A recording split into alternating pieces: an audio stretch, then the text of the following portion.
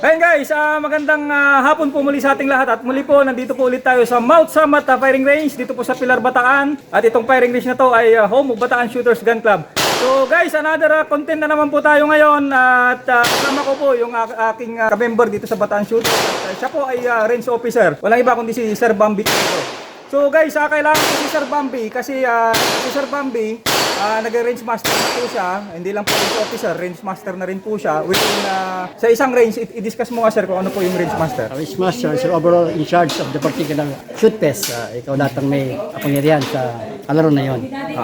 Ibig sabihin sir, kung kunyari may isang bay at may mga range officer tayo doon, may nangyaring mga disqualification at i-confirm nila sa range master. Yes. Wherein ikaw, ayan. Kung ako ang range master. Kung ikaw ang range master doon sa sanction match na yun. Pauna sa Ayan. Kasi guys, may nangyari kasi sa akin na sa isang laro ko, although hindi naman sa sanction match, club shoot. So gumulong po ako dun sa stage na to. Ayan, bago po tayo pala mag-proceed, panoorin po natin itong video ko para magkaroon po kayo ng idea. Ayan, pagka napanood niyo po yung video, babalikan po natin at tatanong po natin kay Sir Bambi kung yun ba ay disqualified or pwedeng ituloy. Ayan, stay tuned guys, panoorin niyo po yung video.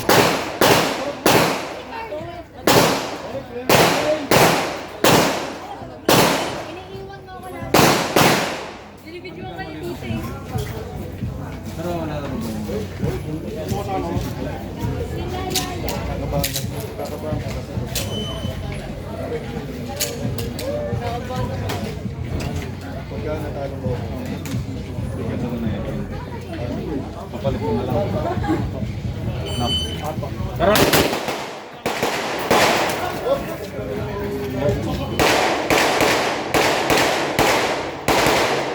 Dito ko na enter. Sasabihin ko na lang doon. Loaded yan, akin dyan saan.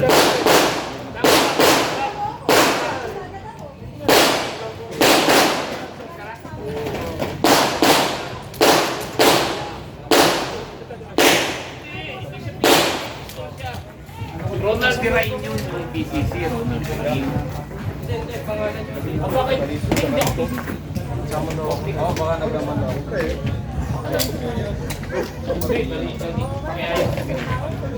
Thank you.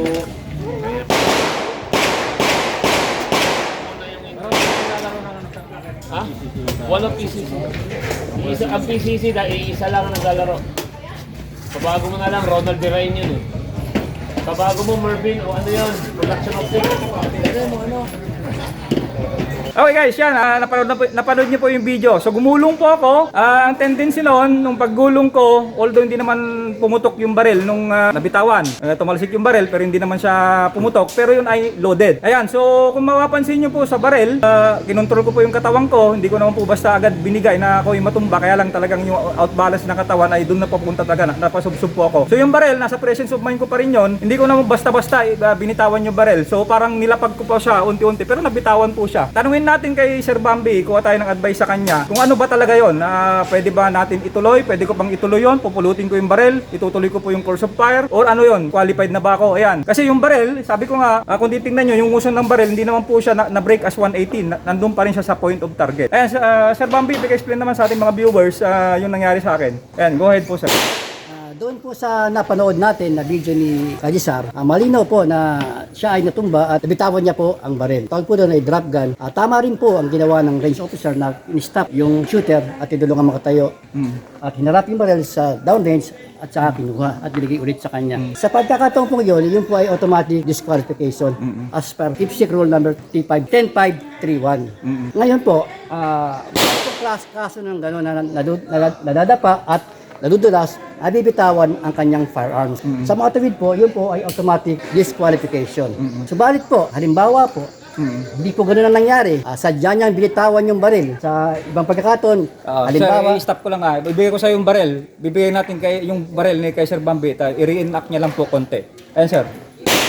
Ito po, halimbawa po, siya hindi nadulas at kusa siyang pumuputok at kusa niya binitawan yung baril. Sa safe direction at binaba niya, nagtali siya ng sapatos, o ano man ang ginawa niya, pero yung baril nasa lupa, hindi po disqualification yun. Dahil intentionally po, sadya niyang binitawan yung baril para mag-ayos ng kanyang equipment. Okay. Which is pwede naman sa rule number 10531. Hindi po yun disqualified. Disqualified. Yun po ang sa rules natin. Okay. Pagka i-interest po yung baril at kontrolado niya yung muscle ng baril. Namasan lang pa rin. Ayan, okay. So, guys, clear naman yon. So, hindi lahat ng pagkakataon kasi yung nangyari sa akin ay DQ daw, disqualified daw. Kasi hindi ko sinasadyang bitawan yung baril. Will in talaga hindi ko lang nakontrol yung katawan ko kaya nabitawan ko yung baril. So, yun po ay DQ. Malinaw po yun.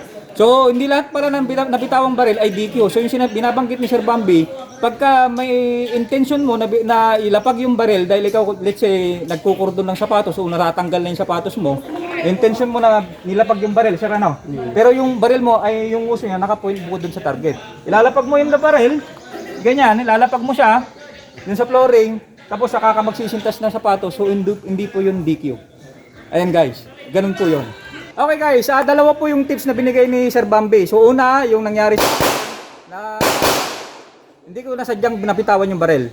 We're in DQ. Yung pangalawa naman, yung sinadya mong bitawan yung baril na kontrolado mo yung baril dahil ikaw ay magsisintas ng sapatos. So yun ang tips number 2 natin. Ang tips number 3 naman natin guys, yung isa, yung ano daw yung sir, yung pagka while on starting point pa lang. Starting position, nag-command na po yung range officers na load and make ready. Ayan, dito sir, palit tayo, dito pa sa kabila. Kunyari ako guys, nandito ako. Kunyari ito yung starting point ko. Load and make it ready. Load and make ready siya. Oo. Pagbulot ko ng baril, Nag-load ka. nag-load ako.